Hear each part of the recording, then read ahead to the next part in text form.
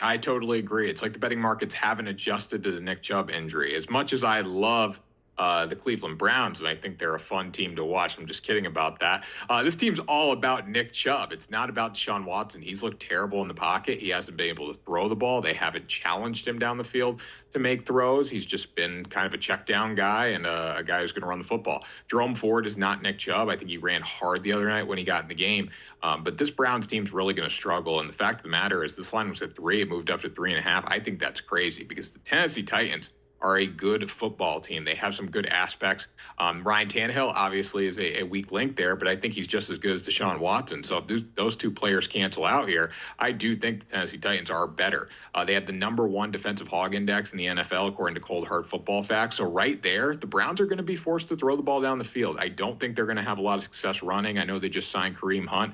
I don't think he makes that much of a difference coming in, especially in his first game right after he was signed. Obviously, he knows the offense, but still, it's going to be a little bit of an adjustment there to get back into football shape. I'm going to take the points here. The 3.5 is very, very appealing. I think Tennessee can come in, dominate the game, run the football, and win the trenches. And then if they force Deshaun Watson to throw the ball down the field, I don't think it's going to be very pretty. They have Amari Cooper. They have some guys that can catch the football, but he's not a quarterback that can go out and win this game for you. So I think Henry has a massive workload. The Tennessee Titans come in, dominate the game, get up early, and I think they maintain that lead throughout it. I would take them outright, but I like the 3.5. It's just way too appealing not to take that. And I know that there's a little bit of a prop that you're taking a look at as well, because we were talking about Deshaun Watson, and the main thing with him is that he's just not throwing the ball very well. He's still a pretty elusive quarterback, but he's just not going to be able to get it done through the air, in my opinion. It's almost like he forgot how to throw the football on his time off, right? It's been very bad. It hasn't been effective. It hasn't been accurate. There's no confidence there. He's not stepped up at the pocket and throwing down the field. I was watching the game the other night, and I was just blown away by the fact that this guy actually led the NFL at passing at one point in his career. But I'm going to stay away from his passing number. I'm going to go with his rushing number, over 25.5 rushing yards for him. I do think Kevin Stefanski is going to call some design quarterback runs, which should keep the Tennessee Titans on their heels a little bit.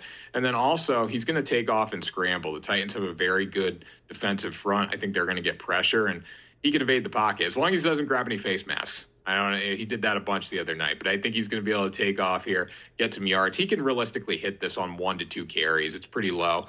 He did not hit it the other night, but still, he was right around that number. I think he was at 22, 23 yards. So I think we're going to see him over this total without Nick Chubb in there.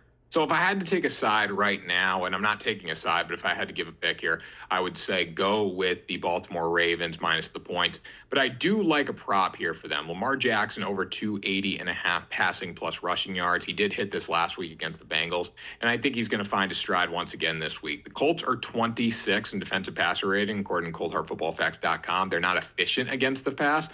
They're allowing well over 320 yards of passing offense per game, which is not good. And Jackson's off to a slow start throwing the football. He was a lot better against the Bengals last week than he was against the Houston Texans, but still, this is the kind of matchup that's going to break him out of his shell. I think this is the one that could spark him and really get him going down the field. I could see him throwing for 250 in this game and running for 40 and easily hitting this 280.5 number here.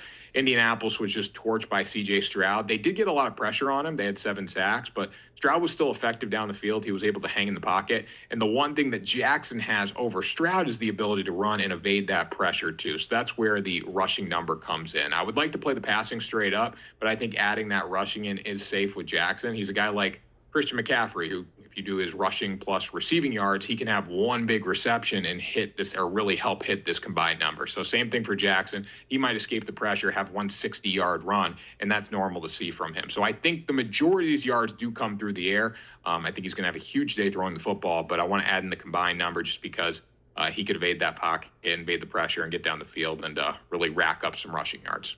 Greg, I'll say this. I'm not a fan of the Monday Night Football doubleheader. I'm all for more football, but in a primetime game, I just want to sit there and focus on one football game. And this is going to be a very good one. The Buccaneers plus 5.5 against the Eagles. It was 6.5, 7. I actually saw it at 4.5 tonight on FanDuel. So this line is moving in favor of the Buccaneers. But the interesting thing here, when you look at the money and the splits on VSiN for at least DraftKings, there's like 70% of the money and 60% of the bets are on the Eagles, but the line is moving in favor of the Buccaneers. So that's just something to note there.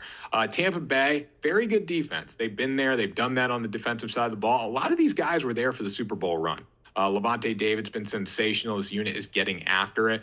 And then on the offensive side, they're getting more than they expected coming into the season. Baker Mayfield's really meshing with Mike Evans. That's been positive to see. Evans seems happy there. Hopefully they can sign him. But they have two really good receivers in Evans and Chris Godwin. They have a strong run game with Rachaad White. If they can keep doing what they did last week, my one concern with this offense is the offensive line. I think in between the guards, they are a little young there. Second-round pick Cody Mauch, he is starting for them right now. So I think there's going to be some growing pains this week against the Philadelphia Eagles. But with the line moving in their favor without any money on them, it gives me a lot of confidence they can cover this spread, especially if Baker Mayfield's as good as he has been on third down. When you look at the Philadelphia Eagles right now, it's kind of concerning. Their secondary is not good. They're giving up a lot of yards to the air. They were torched by Kirk Cousins. And Jalen Hurts doesn't necessarily look like that guy right now. Last season, he was fantastic. He's still going to have a great year. He's still a very good fantasy quarterback, at least.